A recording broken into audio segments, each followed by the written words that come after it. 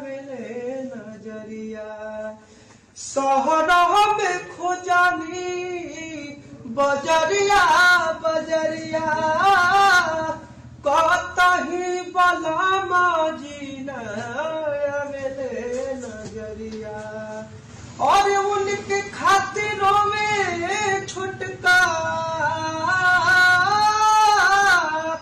उनके खातिरों में छुटका खाना नहीं खाता दरोगा जी हो। 4 दिन से पियवा न पाता दरोगा जी हो। 4 दिन से पियवा न पाता।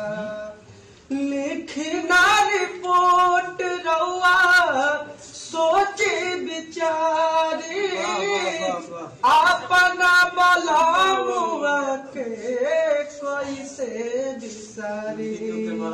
और लिखना रिपोर्ट रउआ सोचे विचारे, कि अपना बलमुआ के कैसे बिसारी।